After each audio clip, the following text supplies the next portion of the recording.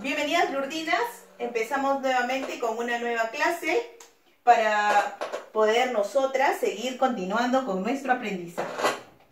Y en esta oportunidad, mi Cintia nos acompaña con un nuevo aprender. Quería compartir con ustedes que cuando iniciamos esta pandemia y llegó a nuestro país, se decretó para nosotros el aislamiento social. Por lo tanto, el estar en casa nos aísla de lo que sucede fuera. Sin embargo, siempre intentamos estar informados.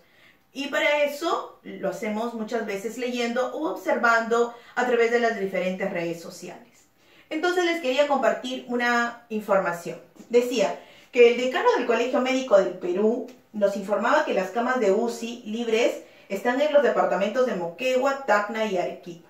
Recordemos que las camas de UCI son las que están preparadas para atender a los pacientes de COVID que se encuentran ya en un nivel crítico.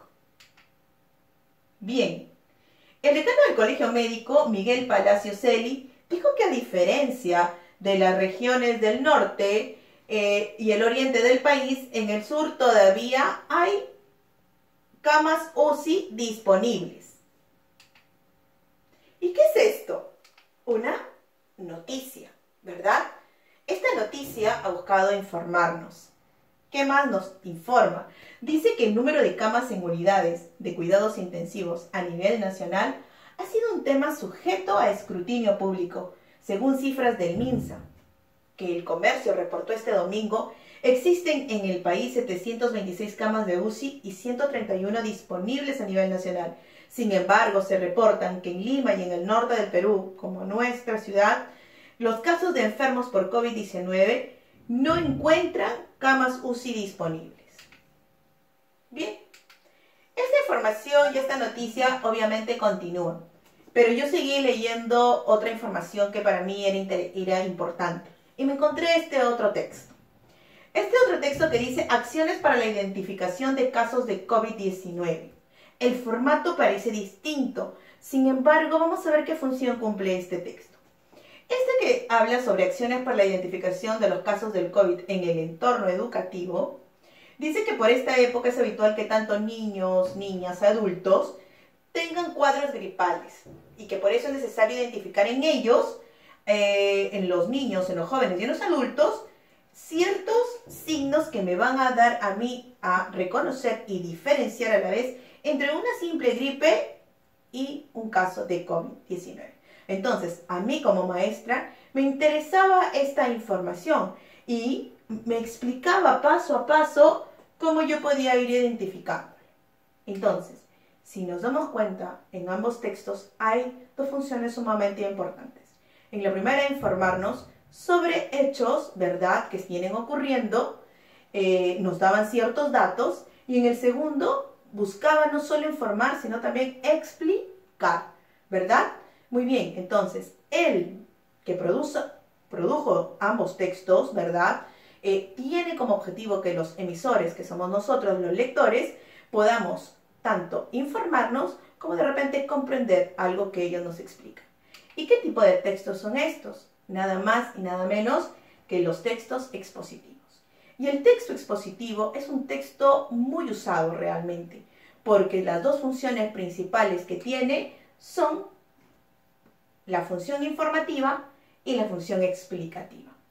La función informativa es el emisor quien pretende informar datos, conceptos o ideas.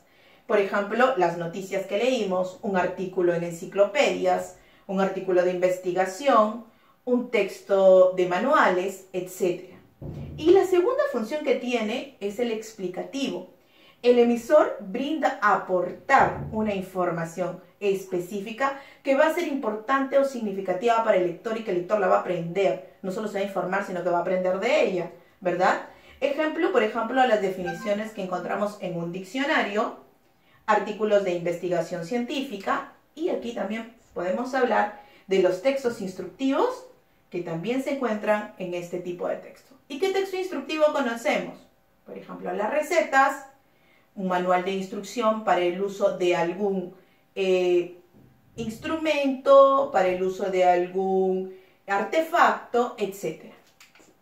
Bien, el texto expositivo, entonces, es aquel que pretende informar al receptor de temas de interés, tratando de dar respuesta al qué informa, cómo lo informa y por qué lo informa, ¿correcto?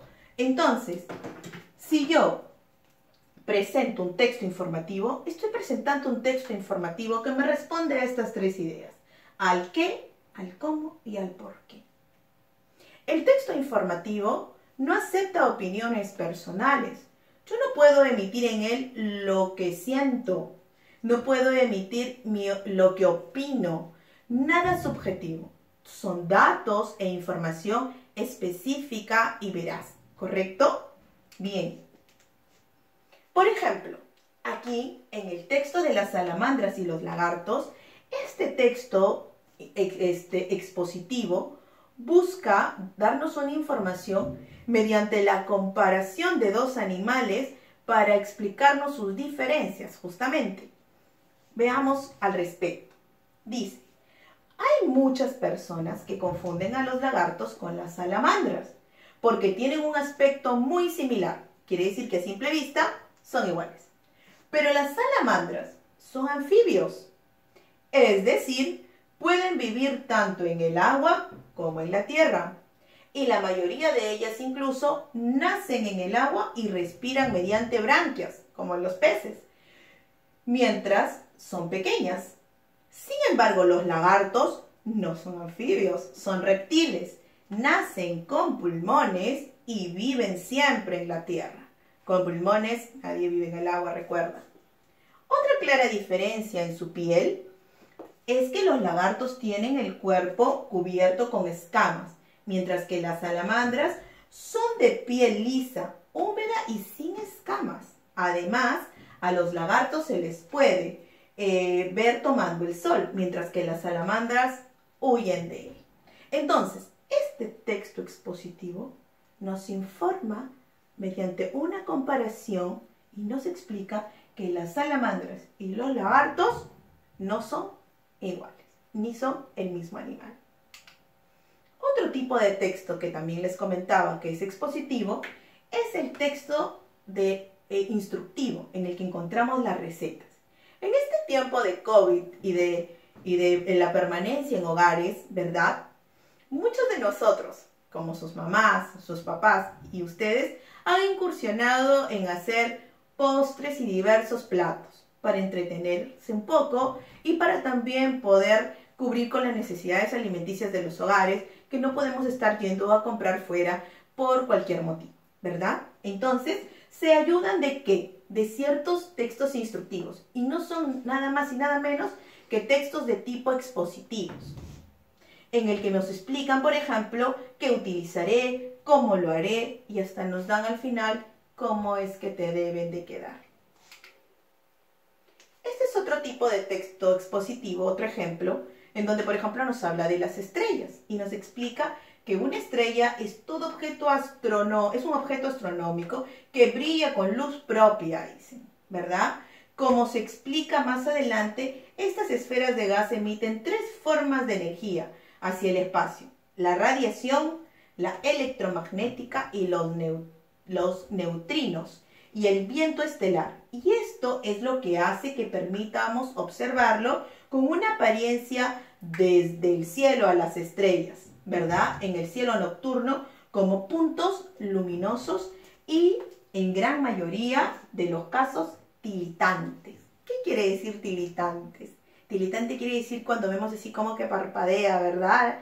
Esa luz de esa estrella, a eso se refiere. Bien, entonces este texto expositivo ha cumplido su función porque nos está informando, nos está explicando. ¿De qué tema? Las estrellas, ¿sí? Por eso muchas veces los textos expositivos son conocidos como textos explicativos. Si en los textos que les he podido compartir hemos visto la opinión de su redactor, ¿verdad que no? Nadie puso que le agradan las estrellas, ni que para él cree que las estrellas fueron creadas de la nada, ni etcétera, ¿verdad? Ellos simplemente dan datos veraces o científicos, dependiendo del tipo de información que quieran dar.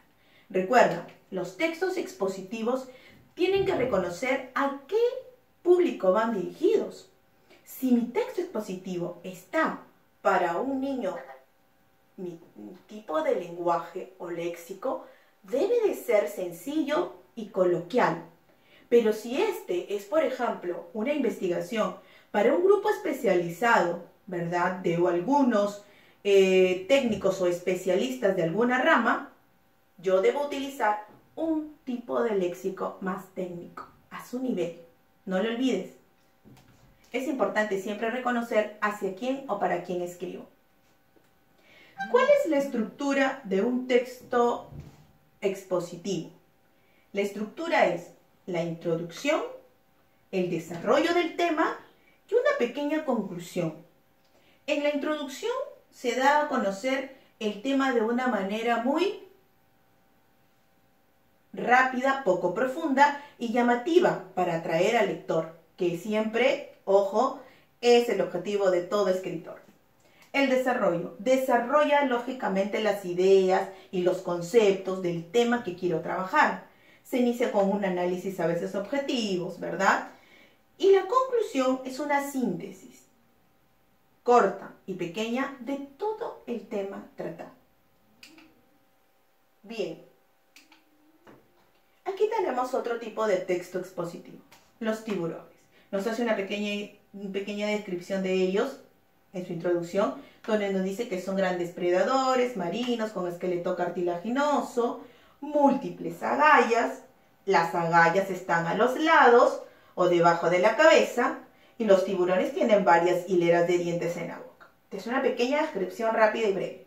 Pero luego ya te voy explicando datos más esenciales del tiburón. Dice, estos predadores pueden ser de varios tamaños, desde especies pequeñas de las profundidades marinas al tiburón ballena. Este tiburón es el mayor de los peces y se cree que se puede tener una longitud de hasta 18 metros y se alimenta únicamente de plancton. ¿Qué es el plancton? Averígualo por internet y luego me lo comentas.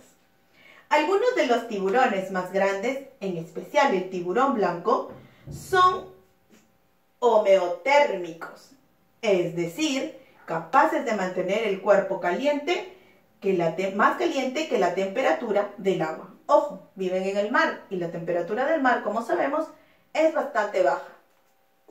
A pesar de ser considerados animales más peligrosos, rara vez atacan a los seres humanos. Y bien, les agradezco por acompañarme en una clase más y continuamos con la sesión online que tenemos a continuación esta mañana.